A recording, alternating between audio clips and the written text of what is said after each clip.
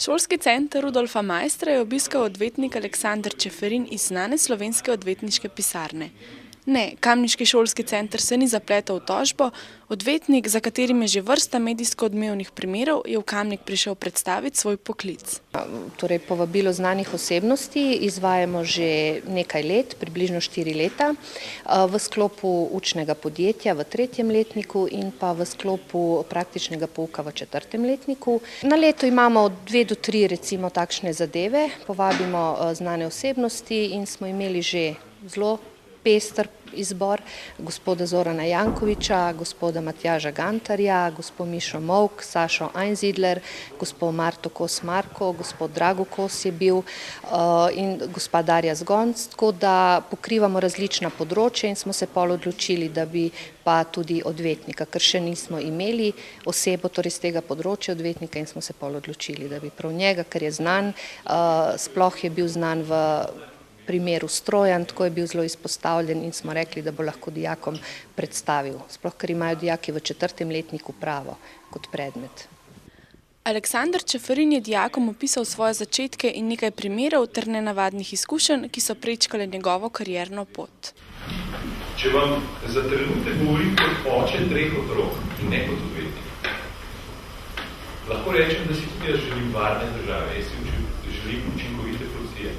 Jaz si ne želim kaznivih dejanj sosedstva. Ampak ne želim si pa niti države, v kateri lahko kršijo vse človekove pravice. Ne želim si države, kjer si lahko zaprt zato, ker nisi pogodil neki opciji politični ali kakšnemu drugemu. In trdim in vem, da se da varnost v državi zagotoviti tudi spoštovanje človekovih pravic. Lep primer so skandinavske države. Meni, da je odvetniški poklic lep, zanimiv in predvsem delo, ki ni zelenuhe. Poklicno pot odvetnika pa je opisal kot pot preko trnja do zvezd.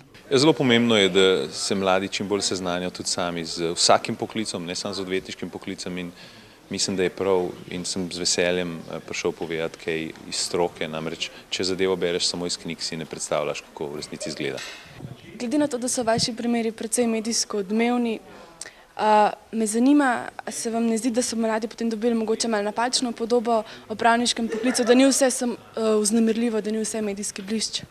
Ne, na vsak način tudi pri meni ni vse medijski blišč, tudi mojih primerov je 5% takih, ki so medijsko znani, ampak odvetništvo je lepo tudi tisti del ali pa predvsem tisti del, ki ga po televiziji ali radiju ali kjerkoli ne vidite.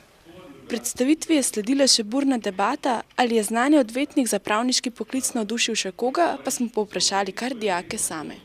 Predavanje je bilo zanimivo, meni se zdi, da je zelo na zanimiv in dober način predstavil pač tudi pravo in nasploh, kar je bolj zanimiv tudi življenje kot pravnik. Mene je v bistvu navdušil, jaz nekako nikoli nisem razmišljal, da bi bil odvetnik, ampak zdaj pa mogoče se zna zgoditi, da jaz grem na informativen dan na pravno fakulteto.